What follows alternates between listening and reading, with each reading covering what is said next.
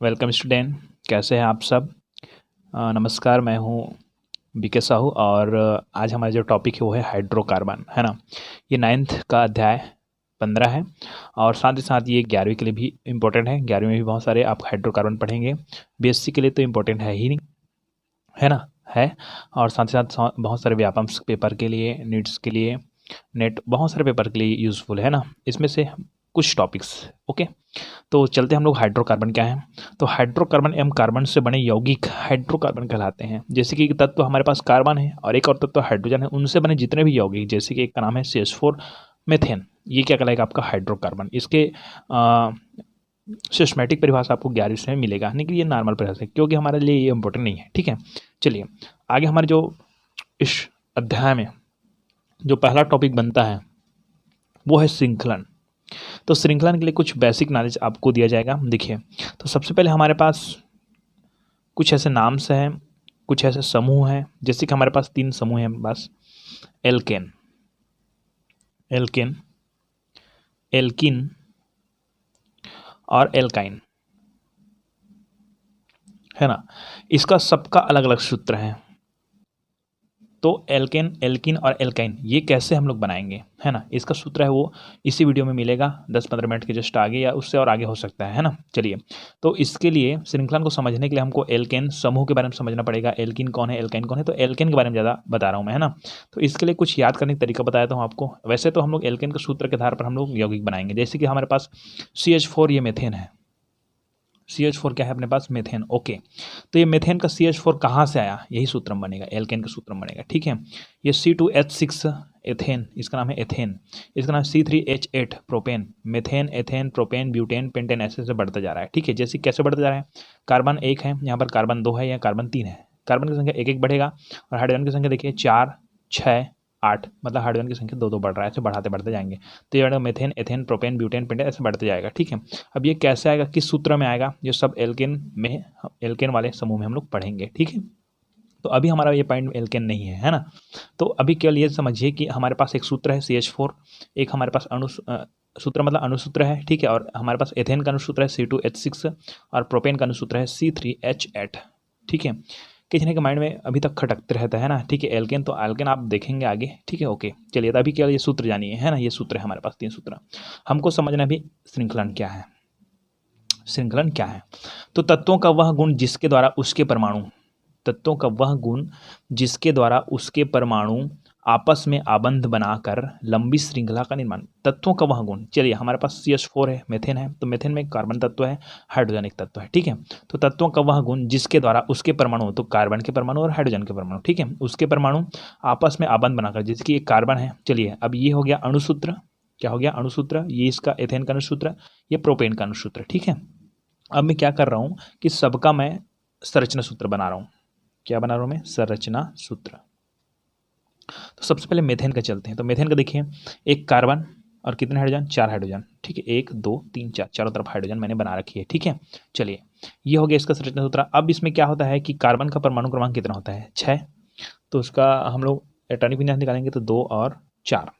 तो 4 उसके बाह्यतम कोष में इलेक्ट्रॉनों की संख्या, तो बाह्यतम कोष में कार्बन के बाह्यतम कोष में कितने इलेक्ट्रॉन, 4 इलेक्ट्रॉन, 1 2 3 और ये 4 इलेक्ट्रॉन मैंने बना रखी है, ठीक है। उसके बाद हाइड्रोजन के बाह्यतम कोष में 1 electron, 1 electron, 1 electron, 1 electron, 1 electron. तो ये 4 कार्बन के 4 परमाणु, सॉरी इलेक्ट्रॉन है, ये हाइड्रोजन के 1-1 इलेक्ट्रॉन से क्या करता है, साझा करता है, ठीक है।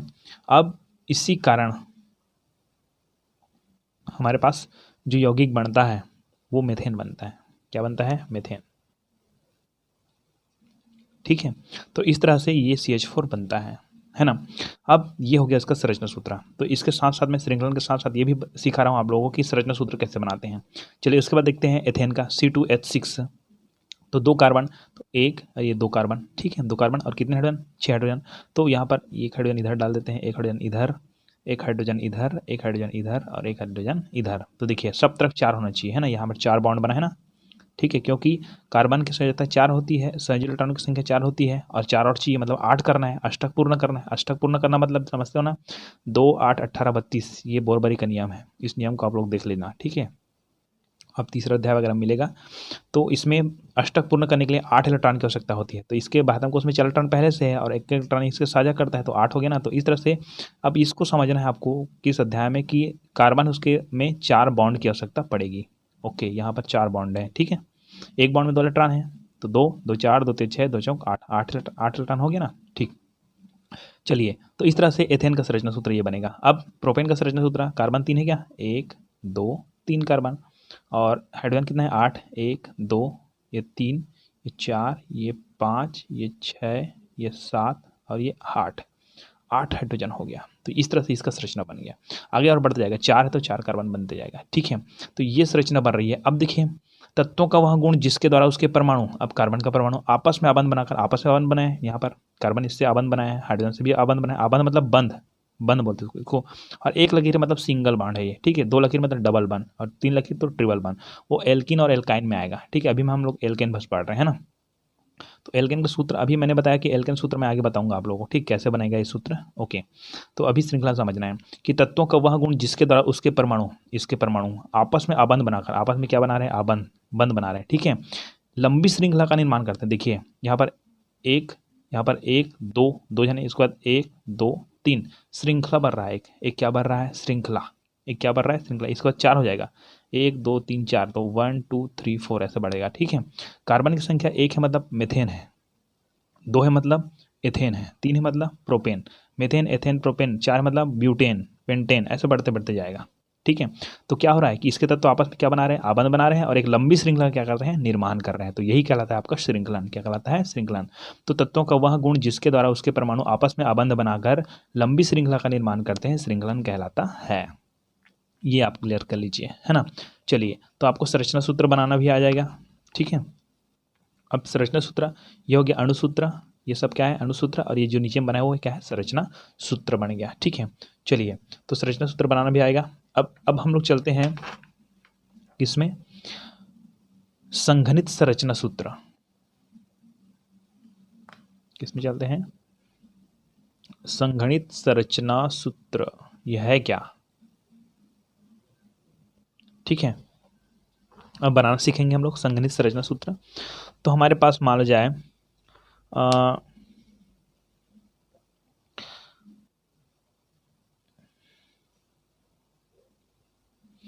मेथेन का देख लिए, मेथेन एथेन प्रोपेन, प्रोपेन का देखते हैं हम लोग, C3H8, ठीक है। और 5 वाला देखते हैं हम लोग, ये हो गया पेंटेन का, 5 है तो पेंटेन, 4 में आपका ब्यूटेन, 5 में पेंटेन, तो C5H12 का देखते हैं, है ना। इसका संघनित संरचना सूत्र बनाना है। तो कैसे बनते हैं, देखिए संघनित संरचना सूत्र ध्यान से देखिएगा, है ना। इसको मैं पहले बनाता हूँ संरचना सूत्र, ओनली संरचना सूत्र और संघनित संरचना सूत्र। देखिए, तो C3H8 प्रोपेन का सूत्र है। तो 3 carbon, 1 2 3, hydrogen 8, 1 hydrogen, 2 hydrogen, 3 hydrogen, 4 hydrogen, ये 5, ये 6, ये 7 और ये 8। ये हो गया उसका संरचना सूत्र, संरचना सूत्र, है ना। अब यहीं पर मैं बनाता हूं इसका संघनित संरचना सूत्र। तो देखिए कितने कार्बन हैं, एक कार्बन के साथ कितने हाइड्रोजन जुड़े हैं, 1 2 3, इसके साथ 3 हाइड्रोजन जुड़े हैं, इसके साथ 1 2, इसके साथ केवल 2 ही, इसके साथ 1 2 3, तो एक के साथ 3, तो ये हो जाएगा CH3, 3 हाइड्रोजन, और इसके पास 2 हाइड्रोजन, तो ये हो जाएगा CH2, ये हो गया, और इसके साथ 3 हाइड्रोजन ACH3, ये हो गया। चलिए, तो ये आपको समझ आया कि इसका संघनित सूत्र ये हो गया, ये छोटा रूप, इसको बड़ा रूप से छोटा रूप, ठीक है। क्लियर, समझ आया। चलिए C5H12 हम जाते हैं, 5 कार्बन, 1 2 3 4 5, हाइड्रोजन कितना 12, 1 ये 2 3 ये 4 ये 5 इधर, और 10 हो गया 11, और ये हो गया 12, ये 12 हो गया। अब इसका संघनित संरचना सूत्र बनाएंगे तो कैसे बनाएंगे, एक कार्बन के साथ 3 हाइड्रोजन CH3, इस कार्बन के साथ 2 हाइड्रोजन CH2, इस कार्बन के साथ 2 हाइड्रोजन CH2, इस कार्बन के साथ फिर 2 हाइड्रोजन CH2, इस कार्बन के साथ 3 हाइड्रोजन CH3। ये तो बन गया, है ना। ये तो हमारे साथ बन गया। इसको हम लोग कई बार क्या बोलते हैं, H3C भी लिखते हैं, क्योंकि कार्बन के साथ जुड़ा है, ऐसे करके बोलते हैं, है ना। H3C ऐसे बोलते हैं, CH3 को H3C ऐसे भी लिखते हैं, है ना। तो ये हो गया संघनित सूत्र। लेकिन यहीं पर एक दिक्कत आती है, कुछ ऐसे सिचुएशन नियम आते हैं। देखिए, हमारे पास CH3 CH2 केवल एक ही था इसमें, लेकिन इसमें 1 2 3 हमारे पास 3 जने CH2 है। तो इसको कैसे लिखेंगे? इसको लिखेंगे हम लोग CH3 पहले से लिख लेंगे, उसके बाद CH2 इसको कोष्टक में लगा देंगे, और 1 2 3 जने हैं तो यहाँ पर 3 लिख देंगे, ठीक है, और लिखेंगे CH3। तो ये बन गया इसका, ठीक है, 5 वाले का, पेंटेन का संघनित संरचना सूत्र। ये एल्केन समूह का बता रहा हूँ मैं। कौन से समूह का? एल्केन समूह का, ठीक है। चलो मैं एक आध सूत्र और बता देता हूँ एल्किन समूह का। एल्किन तो अभी आया नहीं है, है ना। तो सूत्र बता देता हूँ, सूत्र याद कर लीजिएगा थोड़ा सा, है ना। जैसे कि हमारे पास C2H4 ये एथिन का है। एथिन, हम एथेन पढ़े थे ना। C2H6 ये एथेन है। एल्केन समूह जी, एल्केन समूह में एथेन आएगा। अब ये एथिन है, ये एथिन आगे बताऊंगा मैं कैसे बनेगा एथिन करके। तो ये एथिन का सूत्र है। अभी केवल इतना बता रहा हूँ कि सूत्र को हम लोग संघनित संरचना सूत्र कैसे बनाएंगे। तो इसको हम लोग लिखते हैं 1 कार्बन, ये 2 कार्बन, और कितने hydrogen? 4 hydrogen. 1 hydrogen, 2 hydrogen, 3 hydrogen और 4 हाइड्रोजन। यही पर फर्क है एथेन और एथिन में कि इसमें डबल बॉन्ड होता है। डबल बॉन्ड होता है क्यों? क्योंकि कार्बन को 4 की जरूरत पड़ती है। 1 2 3 4, इधर भी देखिए 1 2 3 4 ऐसे, ठीक है। तो ये कुछ समझे ऐसे करके बता रहा हूँ एथिन को, ऐसे जरूरी नहीं क्योंकि आप एथेन में समझ गए हो। एल्केन समूह है ये पूरा, एथेन वाला जो बोल रहा हूँ वो एल्केन समूह है, और एथिन बोल रहा हूँ वो एल्किन समूह है ना। तो यहाँ पर देखिए इसका हम लोग कैसे बनाएंगे। तो देखिए 1 कार्बन के अंदर 2 हाइड्रोजन, तो CH2 लिख दीजिए, और 1 कार्बन के अंदर 2 हाइड्रोजन, CH2 लिख दीजिए, ठीक है। अब दोनों के बीच बना दिए डबल बॉन्ड। तो इसको ऐसे भी लिख सकते हैं H2C, मैं बताया था ना, H को सामने भी लिखते हैं H, क्यों? क्योंकि कार्बन और कार्बन क्रिया करता है ना इसमें, कार्बन और कार्बन क्रिया करता है, इसलिए ना C को यहाँ पर कार्बन से मिलाया जाता है। डबल बॉन्ड CH2, ये बन गया इसका संघनित सूत्र एथिन का, समझ आया। और आज मैं एथाइन के बारे में बात करता हूँ, ठीक है। चलिए इसको ही थोड़ा सा बता देता हूँ, ध्यान दीजिए। एथेन, एथिन और क्या आएगा? एथाइन। एथाइन का सूत्र क्या है? एथाइन का सूत्र है C2H2। इसका और खतरनाक सूत्र है। तो इसके देखिए 1 कार्बन 2 हाइड्रोजन, तो 1 हाइड्रोजन, ये 2 हाइड्रोजन, सॉरी यहाँ पर लगाते हैं 1 हाइड्रोजन और 2 हाइड्रोजन। तो अब देखिए कार्बन को केवल 1 2 ही बस मिला, ये कुछ नहीं है ना, इधर 2 ही मिला। तो यहाँ पर डबल बॉन्ड बाढ़ेंगे तब भी कुछ नहीं होगा, तो ट्रिपल बॉन्ड डालना पड़ता है। तो 1 2 3 4 इसका हो गया, 1 2 3 4 इसका हो गया, तो इस तरह से, ठीक है। तो इसका हम लोग बनाएंगे संघनित संरचना सूत्र। तो क्या बनेगा? CH, या तो HC करेंगे, HC ट्रिपल बॉन्ड CH, ये इसका संघनित संरचना है। क्लियर हो रही है बात मेरी? तो ये सब को बोलेंगे संघनित संरचना सूत्र। और आप एथिन और एथाइन और एल्केन, एथेन, ये सब कैसे बनता है मैं आगे वीडियो में बता रहा हूँ, आप धीरज धरिए, ठीक है। चलिए, जो अगला जो टॉपिक है वो है एल्केन, है ना। जो हम लोग हाइड्रोकार्बन पढ़ रहे हैं वहाँ पर मैंने संघनित संरचना सूत्र बताया, है ना, संघनित सूत्र बताया। उसमें आप देखेंगे एक एथिन होगा और एक एथाइन होगा या एथेन होगा। तो एथेन एल्केन से संबंधित है ना। जो एल्किन और एल्काइन, ये 3 नाम आपके पास हैं, और इसी के आधार पर पूरा यौगिक का नाम हम लोग बनाना सीखेंगे, है ना। तो CnH2n+2 ये इसका सूत्र है एल्केन के लिए। एल्किन के लिए सूत्र है CnH2n, और एल्काइन के लिए CnH2n-2, ठीक है। अब ये कैसे सूत्र बनाएंगे हम लोग देखते जाएंगे। तो अभी जो शुरुआत में बताऊंगा वो एल्केन है ना। एल्किन का भी अभी थोड़ा सा बता दूंगा, है ना। इसका फुल डिटेल एल्किन का आगे मिलेगा आपको। तो इसका सामान्य सूत्र CnH2n+2 है एल्केन का ना। एल्केन कार्बन एवं हाइड्रोजन के यौगिक होते हैं। जो एल्केन कोई अलग से यौगिक नहीं है, एल्केन से ही हम लोग बहुत सारे यौगिक बनाएंगे, ठीक है।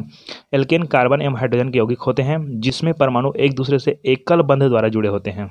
यही पहचान है एल्केन समूह का, है ना।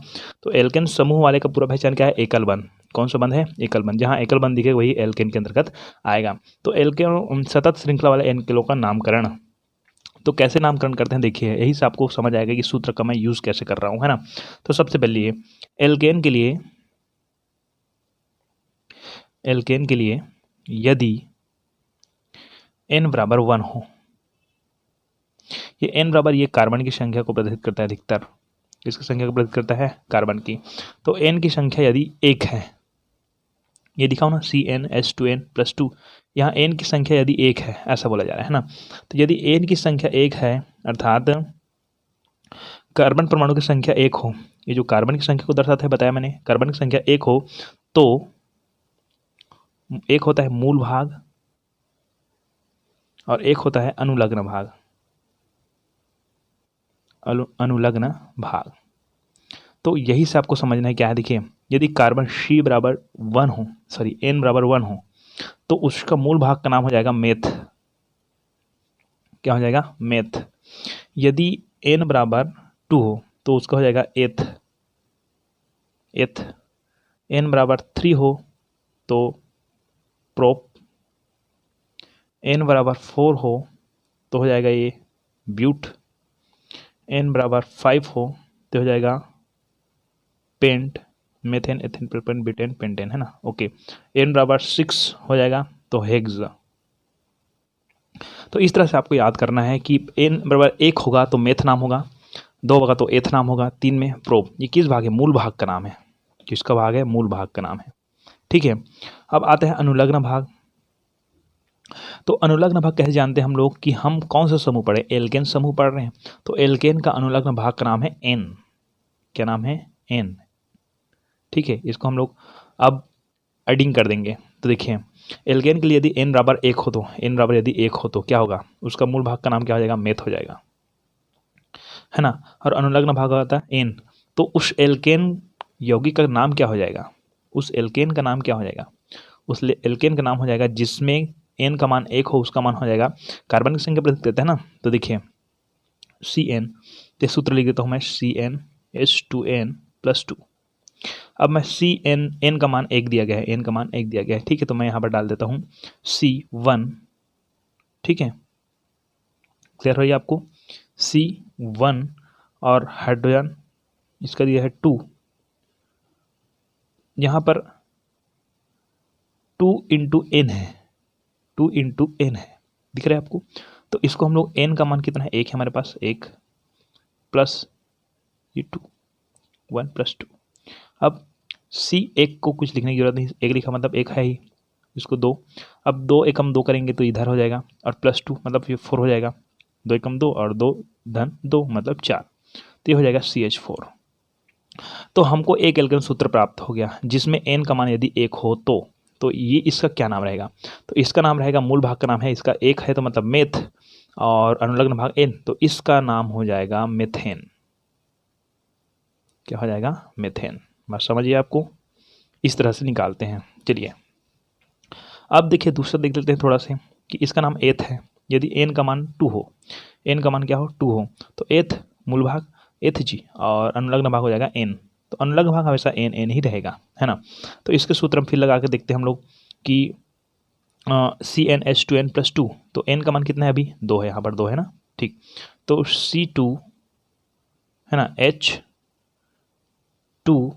× n का मान 2 + 2 हो गया। तो C2 2 × 2 है ना, 2 दूनी 4 और 4 2 6, H6 C2 H, ये H है ना, H6 ये निकल गया सूत्र हमको, ठीक से दिख रहा होगा आपको। C2 H6 ये निकल गया अपने को। अब C2 H6 लिखा तो इसका क्या नाम होगा? इसका नाम देखिए कि मूल भाग का नाम है एथ है और अनुलग्न भाग का n है। सॉरी, मूल भाग का नाम एथ है और अनुलग्न भाग का n है, तो ये हो जाएगा एथ और n जोड़ेंगे तो एथेन। इसका नाम हो जाएगा एथेन। अब सीधा मैं 6 नंबर का दिखाता हूँ, 6 का कैसा हो जाएगा करके, क्योंकि 3 4 5 का आपको निकाल के देखना है ना। तो 6 का उसका मूल भाग का नाम है हेक्स, हेक्स, और अनुलग्न भाग का क्या नाम रहेगा, एन, यही चेन लिखा हूँ वही एन रहेगा। ठीक है, तो यहाँ पर सूत्र लगा देते हैं। कौन सूत्र लगाते हैं हम लोग, CnH2n + 2, ये वाला सूत्र। ठीक है, तो Cn का मान कितना है, 6 है, 6 है, प्लस 2 इंटू n का मान कितना है, 6 है, प्लस 2, ये ना, तो 6 ये हो गया 6 दूनी 12, और 12 और 13 और 14। तो देखिए C6H14 है ना, तो इस जगह इसका नाम क्या रहेगा, तो इसका मूल भाग का नाम हेक्स है और अनुलग्न भाग का नाम एन है, तो ये हो जाएगा हेक्सेन, हेक्सेन।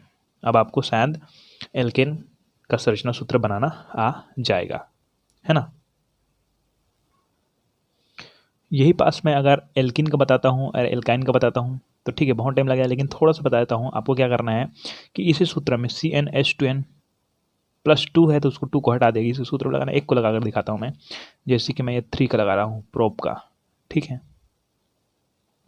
3n का मान 3 है ना, तो CnH2n ऐसा है। ठीक है, n का मान कितना है, 3, 3, ये 3, 3 दूनी 6, तो C3H6। ठीक है, इसका भी मुख्य भाग रहेगा मेथ एथ प्रो, लेकिन यहाँ पर अनुलग्न भाग बदल जाएगा एल्किन में। इसके अनुलग्न भाग मुख्य भाग का नाम तो मेथ रहेगा है ना, ठीक है, लेकिन इसके अनुलग्न भाग का नाम इन हो जाएगा, इन। तो क्या नाम हो जाएगा, ये हो जाएगा, क्या था तीसरा नंबर में, क्या था इसका नाम, प्रोपेन था, प्रोपेन, तो ये प्रोपिन हो जाएगा, प्रोपिन। और इसमें फिर इस वाले सूत्र को लगाएंगे तो प्रोपाइन हो जाएगा। जैसे कि इसको बताया तो मैं, एथ है तो एथेन है एल्केन में, इसमें एथिन हो जाएगा, इसमें एथाइन हो जाएगा। प्रोप है तो प्रोपेन, प्रोपिन, प्रोपाइन। ब्यूट है ब्यूटेन, ब्यूटिन, ब्यूटाइन। पेंट है पेंटेन, पेंटिन, पेंटाइन। ठीक है, ऐसा होते जाएगा। तो इस तरह से आपको सूत्र में ये लगाकर आपको देखना है और आपको एल्केन समूह समझना है। ठीक है, तो संघनित संरचना सूत्र के साथ ये भी क्लियर हो गया एल्केन समूह। चलिए हम लोग आगे चलते हैं। चलिए, तो आगे का जो पॉइंट आता है उसका नाम है सजातीय श्रेणी। सजातीय श्रेणी क्या है, ये बहुत ही इंपॉर्टेंट क्वेश्चन है कि समान क्रियात्मक समूह युक्त क्रियात्मक समूह, जैसे कि हमारे पास एल्केन है, एल्किन है, एल्काइन है ना। ठीक है, तो एल्केन के बारे में बात कर रहे हैं हम लोग कि समान क्रियात्मक समूह युक्त कार्बनिक यौगिक, ये सब कार्बनिक यौगिक जिसमें कार्बन की मात्रा पाई जाती है। क्रियात्मक समूह है हमारे पास, बहुत सारे क्रियात्मक समूह होते हैं, है ना। ये जो एल्केन समूह है, एल्किन समूह है, एल्काइन समूह है, तो समान क्रियात्मक समूह युक्त कार्बनिक यौगिकों की ऐसी श्रेणी, है ना, ऐसा परिवार, जैसे कि एल्केन परिवार, एल्किन परिवार ऐसे बोलेंगे, जिसमें 2 क्रमिक सदस्यों के सूत्रों में CH2 का अंतर होता है और इसका सामान्य सूत्र एक समान होता है, सजातीय श्रेणी कहलाता है। सजातीय श्रेणी। अब क्या समझना, देखें कि मैं अभी बताया था मेथेन के बारे में, है ना, मेथेन। तो जैसे कि मेथेन किसके अंदर आता है, एल्केन के अंदर आता है। किसके अंतर्गत आता है, एल्केन के अंतर्गत आता है, एल्केन समूह के अंतर्गत जी। ठीक है, क्रियात्मक समूह के अंतर्गत। तो एल्केन का सूत्र क्या है, CnH2n + 2, ये है अपने पास, है ना। इसी के आधार पर हम लोग निकाले थे मेथेन का सूत्र, CH4 निकाले थे, C2H6, C3H8, C4H10, methane, ethane, propane, butane, और C5H12। ये मेथेन हो गया, methane, ethane, propane, butane, pentane. ठीक है, ऐसे याद कर लेना आप लोग, है ना। अब ये बताना चाह रहा हूँ मैं कि समान क्रियात्मक समूह, ये कौन समूह आता है, ये आता है एल्केन समूह में आता है। ठीक है, तो समान क्रियात्मक समूह युक्त, समान क्रियात्मक समूह युक्त, सबका क्रियात्मक समूह एक ही है ना, तो समान क्रियात्मक समूह युक्त कार्बनिक यौगिक, ये सब कार्बनिक यौगिक है। कार्बनिक यौगिक की ऐसी श्रेणी, इसकी पूरा एक ऐसी श्रेणी या परिवार जिनके 2 क्रमिक सदस्यों के सूत्रों में, 2 क्रमिक सदस्य है, ये देखो, ये दोनों जने क्रमिक सदस्य हैं, ये दोनों जने क्या है, क्रमिक सदस्य है। ये 2 जने क्या है, क्रमिक सदस्य है। ये 2 जने क्या है, क्रमिक सदस्य है, मतलब ये क्रमिक सदस्य है। तो 2 क्रमिक सदस्यों के सूत्रों में CH2 का अंतर होता है, CH2, केवल CH2 का अंतर होता है, और इसके समान सूत्र एक समान, तो समान सूत्र देखें CnH2n + 2, तो जानते हैं ना CnH2n पे इसका समान सूत्र ही है ना, इसका समान सूत्र एक समान हो सजातीय श्रेणी कहलाता है, मतलब इसके बीच CH2 का अंतर होना चाहिए। तो इसका संरचना देखना पड़ेगा हमको। चलिए तो हम लोग देखते हैं एथेन, मेथेन, एथेन, प्रोपेन का, एथेन और प्रोपेन का। ठीक है, एथेन का सूत्र क्या है, C3 methane ethane propane eight, ठीक है, सॉरी एथेन का देखें तो C2H6 इसका हो जाएगा, है ना, और प्रोपेन का हो जाएगा C3H8। ठीक है, चलिए तो इसका सूत्र बनाते हैं हमें। संरचना सूत्र मैं शुरू में बनाकर दिखाया था आपको। C2H6 का संरचना सूत्र बन जाएगा 2 कार्बन और कितने हाइड्रोजन, 6 हाइड्रोजन, 1 2 3 ये 4 ये 5 और ये 6 हाइड्रोजन हो गया, है ना। तो इसका हम लोग संघनित सूत्र लिखाएंगे तो क्या बनेगा, CH3 और CH3, ये संघनित सूत्र हो जाएगा इसका, है ना। तो इसको हम लोग 1 कार्बन 2 कार्बन 2 कार्बन है, हाइड्रोजन 3 3 3 6 हाइड्रोजन, मतलब इसमें डायरेक्टली ये देखिए ना। अब मैं दूसरा सूत्र बना रहा हूँ, इसी को समझना है आपको ना। किसका बना रहा हूँ मैं यहाँ पर, C3H8 का, C3H8 ये किसका है, प्रोपेन का है ना। तो इसका बनाता हूँ तो ये बन जाएगा CH3 CH2 CH3, ऐसा बनेगा। इसका संरचना सूत्र अभी क्लियर कर लेते हैं। 1 2 3 3 कार्बन है और हाइड्रोजन की संख्या कितनी है, 8 है। 1 2 3 4 5 6 7 8। अब देखिए मुझे ये बताइए कि CH3 ये 2 जने दिख रहा है, और इसमें भी देखो CH3 यहाँ पर दिख रहा है और CH3 लास्ट में दिख रहा है, बीच में कौन है, CH2 है, मतलब CH2 का ही अंतर है इसमें। बस समझ रही है आपको कि ये 2 सदस्य है, ये क्या नाम है, एथेन और ये प्रोपेन। एथेन और प्रोपेन के बीच केवल किसका अंतर है, CH2 का अंतर है। ठीक है, इसी तरह अगर मैं तीसरा और बना देता हूँ, मेथेन एथेन प्रोपेन ब्यूटेन का बना देता हूँ 4 वाले का, तो 4 वाले क्या बनेगा, देखो CH3 CH2 CH2 CH3, 1 2 3 4 carbon होंगे और हाइड्रोजन कितना होंगे अपने पास, 3 3 6 2 8 2 10 हाइड्रोजन होंगे। बात समझ रहे हैं आपको। तो इसमें भी देखो आप CH2 देखिए, इसमें केवल कितने CH2 है, एक CH2 है। ये पहला सदस्य है, दूसरा सदस्य, तीसरा सदस्य, तो 2 सदस्य हम मिलाना है ना। अब ये सदस्य को छोड़ दीजिए, इन दोनों में हम लोग तुलना करते हैं। तो इसमें CH2 1 जने हैं, इसमें CH2 2 जने हैं, मतलब CH2 का ही क्या है, अंतर है इसमें। ठीक है, तो सब जने कौन सी श्रेणी में आएगा, सजातीय श्रेणी में आएगा। तो समान क्रियात्मक समूह युक्त कार्बनिक यौगिकों की ऐसी श्रेणी जिसमें 2 क्रमिक सदस्यों के सूत्रों में, क्रमिक सदस्य ना इसके बाद इसका, ठीक है, क्रमिक सदस्यों में CH2 का अंतर होता है और इसका समान सूत्र एक समान होता है, सजातीय श्रेणी कहलाता है। क्लियर हो गई ये सजातीय श्रेणी क्या है उसके बाद। चलिए जी, तो आगे का जो टॉपिक है वो है भौतिक गुण धर्मों में क्रमिकता, है ना। तो भौतिक गुण धर्म में क्रमिकता को आप लोग बुक से देख लीजिएगा, है ना। और वहाँ पर क्वथनांक के बारे में बताया गया है कि किस यौगिक का क्वथनांक ज़्यादा है, किस यौगिक का क्वथनांक कम है। ठीक है, तो आगे सजातीय श्रेणी क्लियर हो गया। उसके बाद आएगा श्रृंखला, समवायता और साकेत। अब हमारे पास सबसे पहले पॉइंट ये है कि समवायता क्या है ना। तो समवायता को जब तक नहीं समझेंगे उस तक हम लोग श्रृंखला, समवायता वगैरह को नहीं समझेंगे, है ना। तो सबसे पहले समवायता समझते हैं। तो ये समवायता हम सब में पढ़ेंगे, एल्केन में पढ़ेंगे, एल्कीन में पढ़ेंगे, एल्काइन में पढ़ेंगे, लेकिन अभी मैं एल्केन बस में बता रहा हूँ, है ना। चलिए, तो यहाँ पर समवायता समझना है तो सबसे पहले तो संरचना सूत्र समझना पड़ेगा कि सबका संरचना सूत्र आपको बनाना होता है। जैसे कि मेथेन एथेन प्रोपेन, तो प्रोपेन का ब्यूटेन का बना रहा हूँ मैं, ठीक है, माजा संरचना। तो ब्यूटेन का C4H10 होता है ना, C4 4 कार्बन और हाइड्रोजन कितना, 1 2 3 ये 4, है ना, और ये कुल मिला के 10। ये संरचना सूत्र से बनता है क्योंकि कार्बन की संयोजकता के आधार पर 1 2 3 4 होती है, इसका हाइड्रोजन का 1 होता है। बंध में 2 इलेक्ट्रॉन होते हैं ना, तो हाइड्रोजन के पास 2 इलेक्ट्रॉन, कार्बन के पास 1 2 3 4 इलेक्ट्रॉन पहले से, ठीक है, 4 इलेक्ट्रॉन ही संयोजकता के आधार पर, और एक इलेक्ट्रॉन यहाँ इस तरफ से मिलता है, इसलिए इसकी अष्टक पूर्ण हो जाता है। ये आप ज़्यादा सीख गए होंगे लिखना कि ये कौन सा अध्याय में, 8वां अध्याय में। चलिए, तो अब ये मैंने संरचना बना दी कि किसकी संरचना है भाई, ये ब्यूटेन का है, ब्यूटेन का है। यहीं पर आपको IUPAC नाम पद्धति IUPAC नाम पद्धति भी समझ आएगा थोड़ा सा, ठीक है, IUPAC नाम पद्धति। हाँ, तो हम लोग क्या कर रहे थे, ब्यूटेन, है ना। तो ब्यूटेन का अब देखें, ब्यूटेन का अनुसूत्र क्या है, अनुसूत्र है C4H10। ओके, संरचना सूत्र देखिए, 1 2 3 4, 4 कार्बन है यहाँ पर, है ना। अब इसी को मैं और दूसरे तरीका से भी बना सकता हूँ। देखिए, एक कार्बन, ये दूसरा कार्बन, ये तीसरा, बस सबका अष्टक पूर्ण होना चाहिए, ऑक्टेट पूर्ण होना चाहिए। अष्टक, अष्टक मतलब समझते हैं ना, कि जैसे कि पहला कक्षा में ये 3 अध्याय मैंने पढ़ाया हूँ, पहले कक्षा में 2 इलेक्ट्रॉन, दूसरे कक्षा में 8 इलेक्ट्रॉन, तीसरे में 18, चौथे में 32, ऐसा होता है। ठीक है, तो पहले हम 2 इलेक्ट्रॉन, तो जैसे कि सबका संयुक्त कार्बन की संख्या 4 है ना, तो 4 है इधर, 4 है, और 4 इधर से, एक हाइड्रोजन से, एक कार्बन से इधर से, एक कार्बन से इधर से, एक हाइड्रोजन से इधर से, ऐसे ऐसे सबका ना संयोजन होता है, तब इसको कितना मिलता है, 8। 8 में अष्टक पूर्ण करता है वो। ठीक है, और हाइड्रोजन को कितने चाहिए रहता है, केवल 2 चाहिए रहता है, 2 इलेक्ट्रॉन जी, तो एक और ये 2 इलेक्ट्रॉन में इसका अष्टक भी पूर्ण हो जाता है। ठीक है, चलिए, तो ये दो तरीके से बना सकता हूँ मैं। इसको ऐसे बनाया, अब इसको बना रहा हूँ मैं ये ऐसे वाला। देखिए, सब में 4 होना चाहिए, 1 2 3, यहाँ पर एक और होगा। ठीक है, वो आगे समझ आएगा आपको। अब देखिए, इस चारों कार्बन में हम लोग को हाइड्रोजन बन, कितने हाइड्रोजन है हमारे पास, 10 हाइड्रोजन है। तो कैसे बांटेंगे, 1, ये 2, ये 3, ये 4, ये 5, और ये 6, ये 7, और ये 8, ये 9, और ये 10।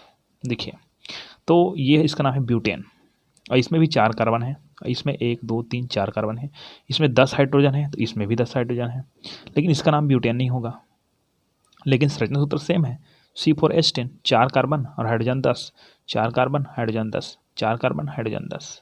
बट नाम इसका क्या होगा, इसका नाम हो जाएगा, है ना, ऐसे गिनेंगे हम लोग, एक श्रृंखला लेंगे, 1 2 3, ऐसा श्रृंखला लेंगे हम लोग, 1 2 3, या तो 1 2 3 इधर से, है ना, दोनों तरफ से ले सकते हैं, जिस तरफ आपको नज़दीक पड़ेगा उसको लेना है। अभी तो केवल दोनों तरफ से नज़दीक पड़ा है, इससे पहला या दूसरा, दूसरा है ये जो समूह है, ये मेथिल समूह बोलेंगे इसको, क्या बोलेंगे, मेथिल, CH3 मेथिल समूह। तो मेथिल समूह जिस तरफ आपको नज़दीक पड़ेगा उसी तरफ से ही लेना है। जैसे कि ये पहला, ये दूसरा पढ़ रहा है, इधर जाएंगे पहला दूसरा इसमें पड़ा है, अगर कार्बन की संख्या बढ़ाएंगे तो यहाँ पर आएगा, और यहाँ पर और बढ़ते जाएगा। ठीक है, तो उस सिचुएशन में अलग सिचुएशन होगी, है ना।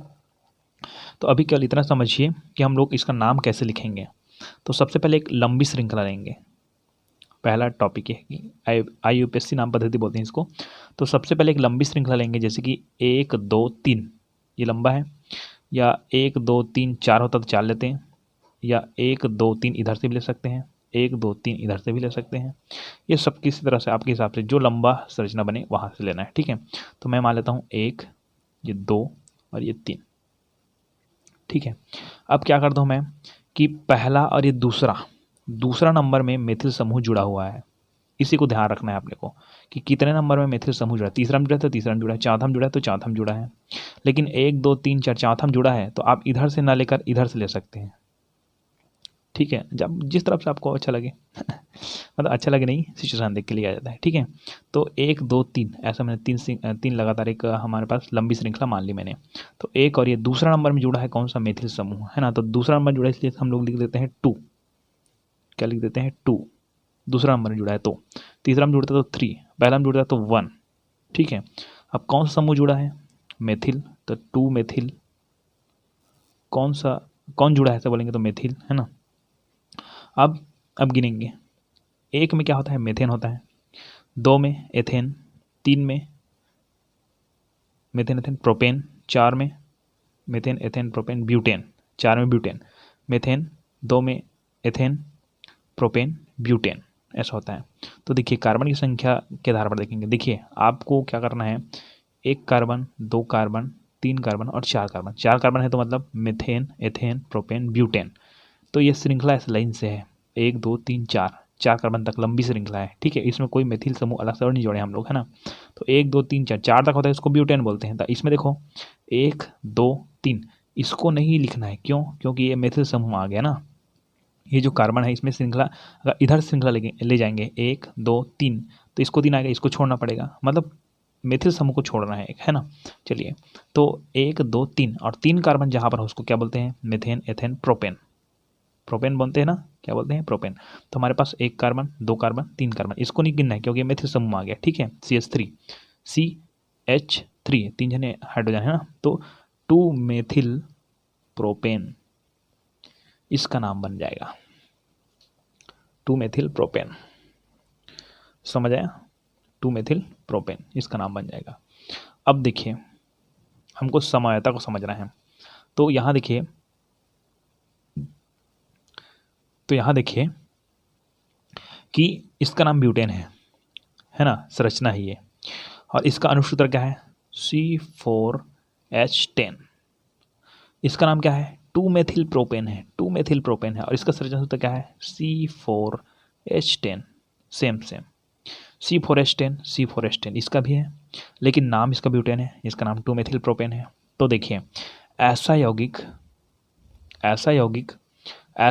जिनके अनुसूत्र समान, देखिए इसका अनुसूत्र और इसका अनुसूत्र समान है, ऐसा यौगिक जिनके अनुसूत्र समान लेकिन संरचना सूत्र भिन्न भिन्न हो, ये इसका अलग संरचना सूत्र बना है, इसका अलग संरचना सूत्र बना है। तो ऐसे यौगिक जिसके अनुसूत्र समान लेकिन संरचना सूत्र भिन्न भिन्न हो, एक दूसरे के समावयवी कहलाते हैं। एक दूसरे के दोनों क्या कहलाएंगे, समावयवी कहलाते हैं। तथा यह गुण समावयवता कहलाता है। तथा यह गुण समावयवता कहलाता है। ठीक है ना। तो इस तरह से आपको समावयवता समझ आ गया। आप घर में जाकर इसको और देखें, इसमें आप कार्बन की संख्या और बढ़ाते जाएंगे, 5 करके देखेंगे, है ना। जैसे कि 1 2 3 4 5 वाले में देखेंगे तो यहाँ पर 5 रहेगा, तो 5 में क्या आता है methane, ethane, propane, butane, pentane. इसका नाम हो जाएगा पेंटेन। क्या हो जाएगा पेंटेन। लेकिन यदि हम लोग एक कार्बन को यहाँ ले आते हैं ऐसे, ठीक है, तो यहाँ पर 4 कार्बन हो गया, तो 1 2 3 4 ऐसे हो जाएगा, और यहाँ पर मेथिल समूह जुड़ जाएगा। ठीक है, तब क्या हो जाएगा 1 2 2 दूसरे नंबर मेथिल समूह जुड़ा है, तो 2 मेथिल तो लिखेंगे ही। अब इसका नाम क्या हो जाएगा 1 2 3 4 कार्बन है, 4 कार्बन क्या बोलते हैं मेथेन, एथेन, प्रोपेन, ब्यूटेन। तो 2 मेथिल ब्यूटेन हो जाएगा इसका नाम। ऐसे बनते जाएगा, आप देखते जाइए, बनाते जाइए। ठीक है, समवायता क्लियर हो गया। चलिए तो समवायता तो क्लियर हो गया होगा आपको। अब हम लोग समवायता के प्रकार में चलते हैं। देखिए हमारे पास कितने प्रकार के समवायता है। एक का नाम है श्रृंखला समवायता, और एक आता है स्थिति या स्थान समवायता बोलते हैं इसको, स्थान समवायता, है ना। तो इसके लिए आपको कुछ ऐसे बातें होंगी जिसको समझना एकदम ज़्यादा ज़रूरी है। और बता दूं कि अभी हम लोग एल्किन और एल्काइन समूह में हम लोग नहीं पहुंचे हैं, इसलिए एक चीज़ आपको जानना जरूरी है कि हम लोग एल्केन समूह को एल्किन और एल्काइन में कैसे बदलते हैं। जब तक मैं बदलना नहीं सिखाऊंगा तब तक ये दोनों परिभाषा आपके लिए नहीं कि समान होगा। तो हम लोग बदलना सीखते हैं। चलिए, तो हमारे पास देखिए ये था, हमारे पास सूत्र था एल्केन के लिए था CnH2n+2। एल्किन के लिए था CnH2n। एल्काइन के लिए था CnH2n-2। ये था, ठीक है ना जी। अब हमको क्या करना है, हमारा ब्यूटेन का बनाना है। ब्यूटेन, तो एल्किन समूह में उसका क्या नाम हो जाएगा ब्यूटीन, और एल्काइन में क्या हो जाएगा ब्यूटाइन हो जाएगा। अब ये दोनों समूह पढ़ाया नहीं इसलिए मैं आपको बता रहा हूँ, थोड़ा शॉर्टकट है ना। एल्केन, एल्किन और एल्काइन। तो ब्यूटेन का नाम क्या है, ब्यूटेन का संरचना सूत्र क्या है C4H8। जैसे कि मेथेन का CH4, मेथेन C2H6, एथेन ये 3, मेथेन, एथेन, प्रोपेन, ठीक है, और सॉरी इसका 10 है, मेथेन, एथेन, प्रोपेन, ब्यूटेन, ये 10 है, ठीक है, मेथेन, एथेन, प्रोपेन, ब्यूटेन। तो C4H10 ब्यूटेन का, है ना। तो ये ब्यूटेन का सूत्र लगाया था, हमको C4H10 प्राप्त हुआ। कैसे सूत्र लगाएं, C का मान 4 है, कार्बन का संख्या 4 है, तो N का मान 4 है, तो CnH2n+2 सूत्र लगाएं तो Cn का मान कितना है 4 है, कार्बन का संख्या 4 है, 4 + 2, N का मान कितना है 4 + 2 ऐसा। तो ये हो जाएगा 4 और 4 दूनी 8, 8 2 कितना हो जाएगा 10। यही से हमको C4H10 प्राप्त हुआ यहाँ पर। ये तो हम लोग जान गए, ब्यूटेन बनाना आ गया। ब्यूटीन कैसे बनाया इसको, तो इसके लिए सूत्र है यही सूत्र CnH2n+2 था, +2 को हटाकर कुछ नहीं रखा यहाँ पर, तो CnH2n। हम सूत्र लगाइए CnH2n, ये ब्यूटेन का सूत्र क्या है, कार्बन की संख्या 4 है ना, तो कार्बन की संख्या 4 रखिए, Cn का मान 4 है ना, हाइड्रोजन को रखिए 2, N का मान कितना है 4, तो C4H8 ये हमको सूत्र बताइए। तो ये इसका नाम क्या हो जाएगा ब्यूटीन, इसका नाम ब्यूटेन। अब इसी को हम लोग देखेंगे ब्यूटाइन में कैसे बनाते हैं। ठीक, तो ब्यूटाइन बनाने के लिए क्या करेंगे, CnH2n -2 हो जाएगा यहाँ पर, है ना। ये -2 हो जाएगा। यही से आपको थोड़ा सीखने को मिलेगा कि कार्बन की संख्या तो 4 है, ठीक है। n का मान 4, n का मान 4, n का मान इसमें भी 4, 2 सॉरी H2n -2 ऐसा रहेगा सूत्र, CnH2n -2। हाँ, तो कार्बन की संख्या 4, हाइड्रोजन की संख्या 2 और ये n है, n का मान कितना है 4 -2, तो ये C4 है ना, 4 दूनी 8, 8 -2 तो हो जाएगा C4H6। ये सूत्र होगा। इसका नाम क्या होगा, ब्यूटाइन। ब्यूटाइन, ये सब समझ आया आपको। इस तरह से हम लोग बनाना सीख गए, है ना। एथेन का एथाइन बनाएंगे, इसी तरह ब्यूटेन का ब्यूटाइन बनाएंगे, ऐसा बनेगा, है ना। अब इन सब का मैं संरचना बना के दिखाता हूँ क्या फ़र्क है, क्योंकि आपको श्रृंखला समझ आता है, इसी में समझ आएगा। देखिए, इसका कार्बन की संख्या 4, 1 2 3 4। हाइड्रोजन की संख्या कितनी है, 10, 1 2 3 4 5 6 7 8 9 और ये 10। कार्बन का जो परमाणु का होता है अपना होता है 6, 2 और 4। इसका ये हो जाएगा इलेक्ट्रॉनिक विन्यास, तो 4 इसकी संयोजकता हो जाएगी, ठीक है। तो 4 संयोजकता हो जाएगी, तो 1 2 3 4 बंधों है ना। तो हाइड्रोजन के पास 1 इलेक्ट्रॉन होता है, इसके आयतन कोष में 4 इलेक्ट्रॉन होते हैं, 4 लिखा है यहाँ पर, 1 2 3 4 और हाइड्रोजन के में 1। ऐसे ऐसे करके ये जो कार्बन है 1 2 3 4 खुद के पास है, और एक हाइड्रोजन से, एक इधर हाइड्रोजन से, एक इधर हाइड्रोजन से, एक इस कार्बन से, इन सब से संयोग करता है, तब 4 अपने पास और 4 इधर से, तो कुल मिलाकर 8 अष्टक पूर्ण करना होता है, ठीक है। ये 8वां अध्याय में सब पढ़ा चुका हूँ आप लोगों को, ठीक है। ये देखिए, इस कार्बन का देखिए तो एक इधर से लिया, एक इधर से, एक इधर से, एक इधर से, खुद के पास 4 और था तो 8 हो गया। ये कार्बन कहाँ लेता है, ये कार्बन कहाँ लेता है, देखो, तो एक कार्बन इससे, एक कार्बन इससे, एक हाइड्रोजन से, एक हाइड्रोजन से, ये सब साझा करता है ना, तब ये बनता है, ये सूत्र बनता है। तो ये तो समझ आ गया आपको, ये नॉर्मल है, क्योंकि सब तरफ हाइड्रोजन लिख दे, सब तरफ हाइड्रोजन। ये तो हमको 4 बॉन्ड रहना चाहिए, जरूरी है, कार्बन के आमने सामने 4 बॉन्ड जरूरी है, ये आपको समझना है। तो इसमें देखिए, कार्बन 4, हाइड्रोजन 8 है, 1 2 3 4 कार्बन तो मैंने कर दी। इसमें भी देखो 4 कार्बन, तो 1 2 3 4 कार्बन मैंने कर दी, ठीक है जी। अब अपने को करना क्या है कि ब्यूटीन का सूत्र बनाना है, तो कार्बन 4 है तो हाइड्रोजन को 8 रखना पड़ेगा, तो हम हाइड्रोजन डाल देते हैं 1, ये 2 डाल दिया मैंने, 3, ये 4 5 और ये 6 और ये 7 और ये 8। सिंगल वन तो डालना ही डालना है। अब बताऊँ मुझे कि इसमें 10 हाइड्रोजन था तो बन गया, सबको 4 मिल गया है, यहाँ पर कार्बन को 4 बॉन्ड मिला ना, मतलब 8 इलेक्ट्रॉन हो गया।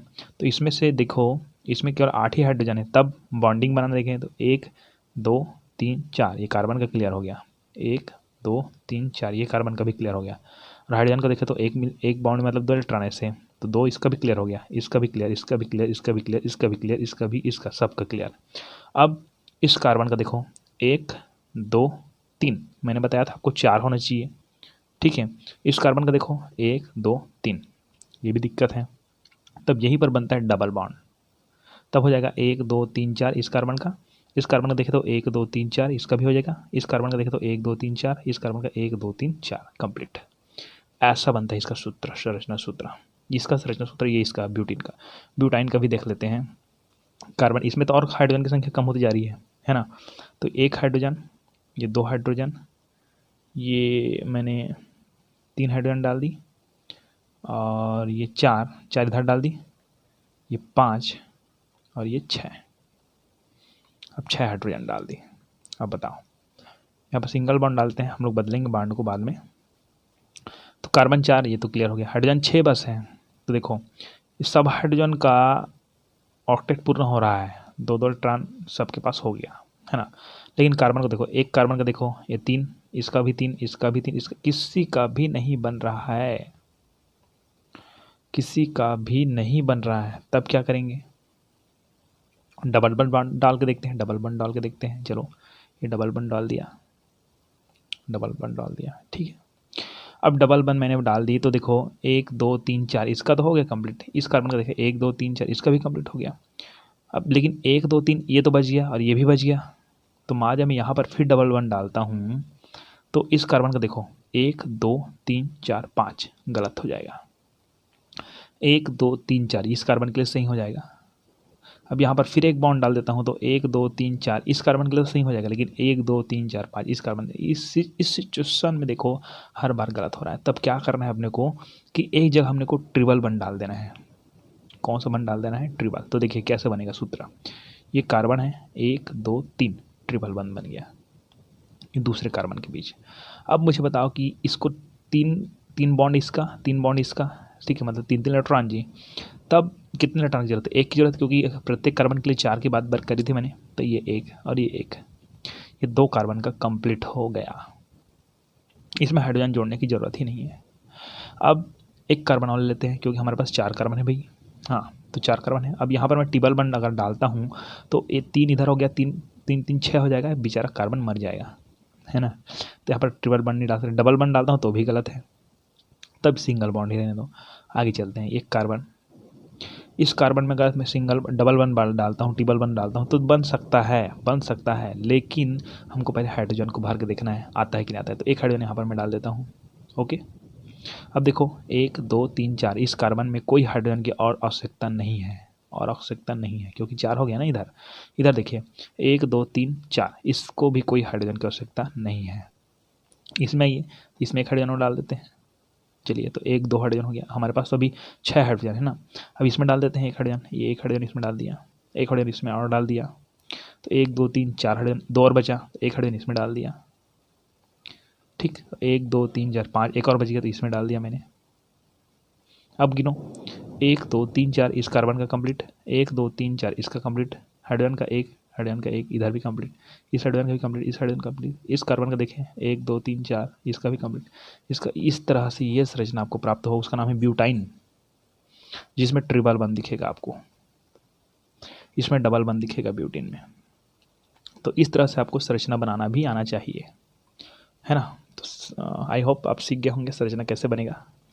ठीक है, तो चलते हैं हमारा मेन पॉइंट में। चलिए, तो श्रृंखला समवायता। तो कार्बन परमाणुओं की श्रृंखला में भिन्नता के कारण उत्पन्न हुई समवायता श्रृंखला समवायता कहलाती है ना। यह समवायता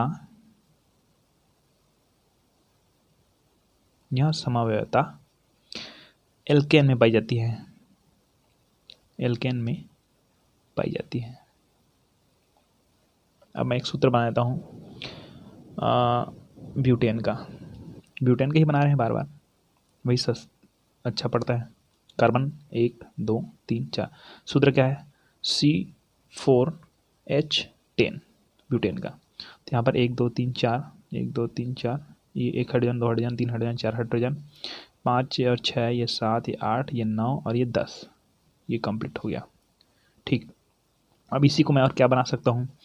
1 2 3 कार्बन युक्त और एक कार्बन नीचे डाल सकता हूँ। हाइड्रोजन को यहाँ, ये 2 हाइड्रोजन, ये तीसरा हाइड्रोजन, ये चौथा हाइड्रोजन, ये 5वां हाइड्रोजन, ये 6वां, ये 7वां, और इस कार्बन में 8वां, ये 9वां और ये 10वां। अब बताओ, तो देखिए यहाँ पर क्या हुआ कि कार्बन परमाणुओं की श्रृंखला में भिन्नता, देखिए लंबी श्रृंखला देखते हैं। Methane, ethane, propane, butane, 4 carbon है लगातार, मतलब इसकी श्रृंखला का नाम क्या हो जाएगा? Methane, ethane, propane, butane. ठीक है, अब इस श्रृंखला में देखें लगातार कहाँ है? 1 2 3, इसके बाद इसको तो मेथिल समूह में ले गए हम लोग ना, तो 1 2 3, तो मेथेन, एथेन, प्रोपेन, इसका हो जाएगा प्रोपेन। तो श्रृंखला में भिन्नता आ रही है, इसके श्रृंखला में भिन्नता आ रही है। तो कार्बन परमाणुओं की जो कार्बन है, उस कार्बन परमाणु की श्रृंखला में आ रही भिन्नता, ये लंबी श्रृंखला क्या है? 4 तक गया है। ये लंबी श्रृंखला कितने तक गया है? 3 तक गया है। तो कार्बन परमाणुओं की श्रृंखला में भिन्नता के कारण उत्पन्न हुई समवायता को श्रृंखला समवायता कहते हैं। मतलब ये एक दूसरे क्या है? समवायवी है। और किसके कारण हुआ है? कार्बन के जगह बदल गया है। ये देखिए यहाँ पर कार्बन 4 कार्बन लाइन से जा रहा है, इसमें एक कार्बन यहाँ आ गया, कार्बन की जगह में बदल रहा है, मतलब श्रृंखला में भिन्नता हो रही है। इसका जो श्रृंखला है ये लंबी श्रृंखला 1 2 3 4 तक था, इसकी लंबी श्रृंखला 1 2 3 तक ही श्रृंखला, मतलब इसके श्रृंखला में क्या होता है? भिन्नता आ रही है, बदलाव आ रही है। इसके कारण इस दोनों के बीच समवायता जो बनेगा उस समवायता का नाम रहेगा श्रृंखला समवायता। तो कार्बन परमाणु की श्रृंखला में भिन्नता के कारण उत्पन्न हुई समवायता श्रृंखला समवायता कहलाती है। क्लियर हो गई आपको, ठीक है। अब हम लोग चलते हैं किस में, स्थिति या स्थान समन्वयता, है ना। अब देखिए कि कार्बन श्रृंखला में क्रियात्मक समूह, प्रतिस्थापी बोल सकते हैं इसको, या क्रियात्मक समूह या द्विबंध या त्रिबंध की स्थिति में अंतर के कारण उत्पन्न हुई समन्वयता स्थिति समन्वयता। इसमें कार्बन है वो जगह बदल देता था, स्थिति बदल देता था, सॉरी अपना जगह बदल देता था, तो श्रृंखला में भिन्नता आ जाती थी। अब इसमें श्रृंखला में भिन्नता नहीं आती है, कार्बन जैसा है वैसा ही रहेगा, लेकिन उसमें जो द्विबंध है और जो त्रिबंध है इसी दोनों में भिन्नता आ जाती है। चलिए इसको भी हम लोग समझते हैं, है ना। इसको हम लोग ब्यूटीन के साथ आधार पर समझेंगे। अच्छा, यहाँ पर और लिख देना कि यह समावयवता एल्किन एवं एल्काइन में पाई जाती है, वो भी असंतृप्त हाइड्रोकार्बन, है ना। असंतृप्त और संतृप्त आगे बताऊंगा कि इसका मतलब होता है। तो एल्किन और एल्काइन दोनों में पाई जाती है, और एल्किन और एल्काइन अभी मैंने बताया था आपको, ठीक है। तो ये ब्यूटेन का हम लोग ब्यूटीन बनाएंगे तो क्या हो जाएगा, C4H8 हो जाएगा, है ना, C4H8 हो जाएगा। तो मैं एल्किन और एल्काइन में से केवल एल्किन की बता रहा हूँ, है ना, उसका नाम ब्यूटीन हो जाएगा यहाँ पर, ब्यूटीन। चलो मैं ब्यूटीन का संरचना सूत्र बना रहा हूँ। देखिए 1 कार्बन 2 कार्बन 3 कार्बन और 4 कार्बन। हाइड्रोजन कितने भाई, हाइड्रोजन 8, यहाँ पर 10 हाइड्रोजन था, यहाँ पर 8 है। 1 2 3 ये 4 5 ये 6 ये 7 ये 8 ये 9, सॉरी 8 ही बस रहेगा, ठीक है 8, है ना। अब 8 है तो अब हम लोग देखते हैं कि कौन हाइड्रोजन कहाँ पर रहेगा, है ना। तो कार्बन का कितना होना चाहिए, 4 बॉन्ड होना चाहिए कार्बन के आसपास, क्योंकि एक बॉन्ड में 2 इलेक्ट्रॉन, तो 2 2 4 2 3 6 2 4 8 इलेक्ट्रॉन की जरूरत पड़ती है, अष्टक पूर्ण होता है ना इसका।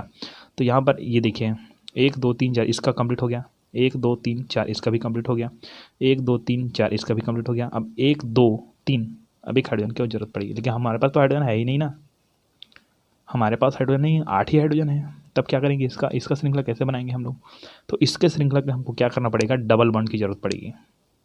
तो यहाँ का जो हाइड्रोजन है इसको उठाकर हम लोग डाल देते हैं यहाँ पर ऐसे, और यहाँ पर हम लोग डाल देते हैं डबल बॉन्ड। क्या डालते हैं, इधर का कट गया पूरा कंप्लीट, ठीक है। तो ये हो जाएगा 1 2 3 4 इस कार्बन का हो गया, 1 2 3 4 इस कार्बन का हो गया, 1 2 3 4 इस कार्बन का, 1 2 3 4 इस कार्बन का, कंप्लीट। इस तरह से ये सूत्र बन गया ब्यूटीन का। अब डबल बॉन्ड कहाँ है, इसको 1 इसको 2 इसको 3 इस 4, तो मीथेन एथेन प्रोपेन ब्यूटेन, और ब्यूटेन है, और हमारे समूह का नाम है एल्किन, तो एल्किन में इसका क्या नाम हो जाएगा, ब्यूटीन, ब्यूटीन नाम हो जाएगा। ये तो हम लोग समझ गए, है ना, ब्यूटीन नाम हो जाएगा। अब देखिए मुझे इसे मुझे नहीं देखना है, इसे, है ना। तो यहाँ पर देखिए ये डबल बॉन्ड है वो पहला नंबर में है ना, पहला नंबर में है कार्बन, पहला नंबर के कार्बन है, ठीक है। डबल बॉन्ड है ये पहला नंबर के कार्बन में है, तो इसका क्या नाम हो जाएगा, ब्यूट 1 इन। इसका एक नाम ब्यूटीन है और इसका दूसरा नाम हो जाएगा ब्यूट 1 इन। पहला नंबर में है तो ब्यूटेन है मतलब ब्यूट, और पहला नंबर में तो 1 लिखना है 1, और इसका अनुलग्न भाग इन है, तो ब्यूट 1 इन, इसी को हम लोग कहते हैं ब्यूटीन 1 इन, ठीक है। अब इसी को मैं कैसे बना सकता हूँ, देखिए आगे कि 1 कार्बन 2 कार्बन 3 कार्बन ये 4 कार्बन।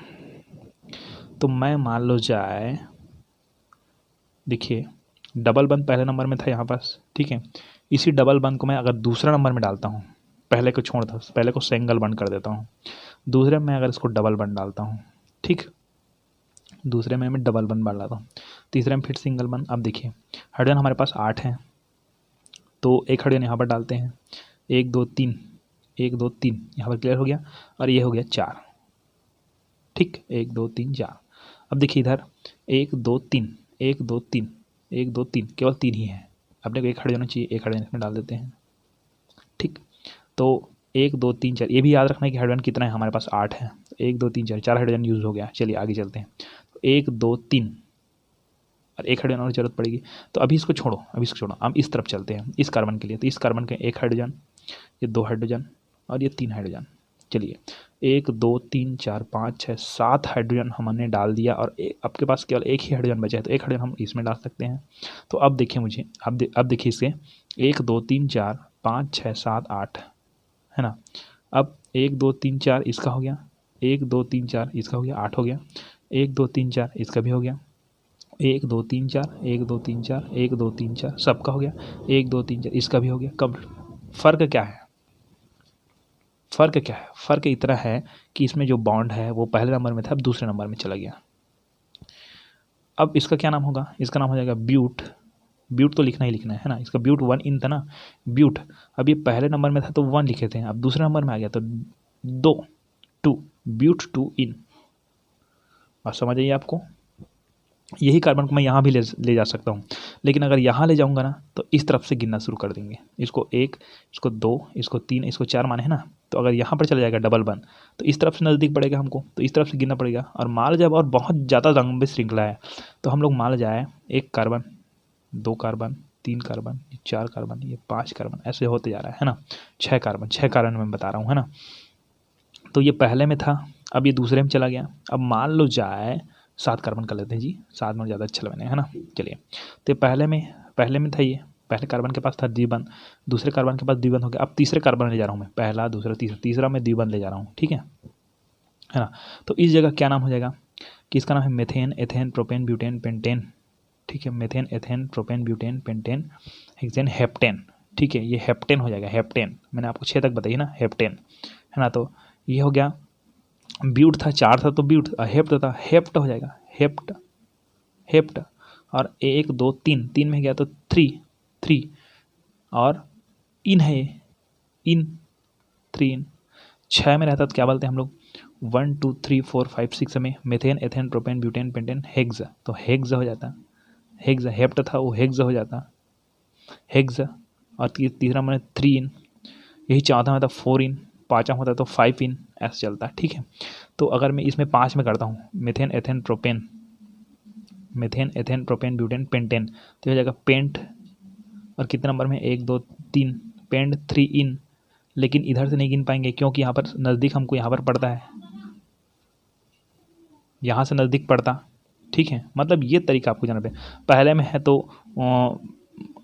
है तो 1 लगेंगे, 1 इन, दूसरा में तो 2 इन, 2 इन, तीसरे में 3 इन, चौथे में 4 इन, पाँचवें में 5 इन। लेकिन मूल भाग बदलते जाएगा। अगर 3 कार्बन है तो एथ हो जाएगा, 4 कार्बन है तो ब्यूट हो जाएगा, ठीक है। मेथेन, एथेन, 3 कार्बन है तो मेथेन, एथेन, प्रोप हो जाएगा, 3 कार्बन में प्रोप हो जाएगा, 4 कार्बन में ब्यूट हो जाएगा, पेंट 5 कार्बन में पेंट हो जाएगा, पेंट 1 इन, पेंट 2 इन, पेंट 3 इन, इस तरह से बनेगा। तो देखिए कि कार्बन श्रृंखला में द्विबंध या त्रिबंध की स्थिति में, तो द्विबंध वाला भी देख रहे हैं हम लोग ना, द्विबंध या त्रिबंध की स्थिति में, तो कार्बन श्रृंखला में क्रियात्मक समूह, यहाँ पर इसको या में जोड़ सकते हैं, प्रतिस्थापी बोलते हैं। प्रतिस्थापी मतलब यहाँ से एक स्थान दूसरे स्थापित हुई है, उसको ठीक प्रतिस्थापी बोलते हैं ना। तो कार्बन श्रृंखला में, ये जो कार्बन की जो श्रृंखला है, कार्बन श्रृंखला में प्रतिस्थापी या क्रियात्मक समूह है ना। क्रियात्मक समूह वाले बात अभी चल नहीं रहा है क्योंकि यहाँ क्रियात्मक समूह नीचे में और रहता है। ये क्रियात्मक समूह इस जगह रखते हैं, CH3 है, इसको इस जगह रखते हैं, तो CH4 को CH3 को इस जगह भी रख सकते हैं हम लोग। जैसे कि यहाँ पर देखो आप लोग, CH3 यहाँ पर रखा हूँ ना मैं, CH3 रखा हूँ ना, तो हो सकता है कि चौथा कार्बन भी रख दूँ अगर यहाँ पर और लंबी श्रृंखला हो तो इस क्रियात्मक समूह के स्थिति में परिवर्तन के कारण भी होता है। लेकिन अभी क्रियात्मक समूह के बारे में बात ही नहीं चल रहा है, केवल द्विबंध और त्रिबंध के बारे में बात चल रही है ना। तो कार्बन श्रृंखला में प्रतिस्थापी या क्रियात्मक समूह या द्विबंध या त्रिबंध की स्थिति में अंतर, तो अभी हम लोग कहते हैं द्विबंध की स्थिति में अंतर के कारण उत्पन्न हुई समयता को स्थिति समयता कहते हैं। मतलब ये कार्बन पहले नंबर में था, बॉन्डिंग पहले नंबर में था, ये बॉन्डिंग दूसरे नंबर में आ गया, मतलब जो द्विबंध है, और अभी तीसरे नंबर में आ गया ऐसे। तो द्विबंध की स्थिति में क्या आ रहा है, अंतर आ रहा है, ठीक है। और अगर हम लोग एल्काइन में बात करेंगे तो त्रिबंध के बारे में बात करेंगे। यहाँ पर इसको बताता हूँ, यहाँ पर त्रिबंध रहता तो त्रिबंध पहले नंबर कार्बन रहता तो दूसरे नंबर कार्बन आ जाता त्रिबंध, तीसरा नंबर कार्बन आ जाता त्रिबंध, ऐसा होते जाता, ठीक है। तो उसके त्रिबंध या त्रिबंध की स्थिति में अंतर के कारण उत्पन्न हुई समयता को स्थिति समयता कहते हैं। क्लियर।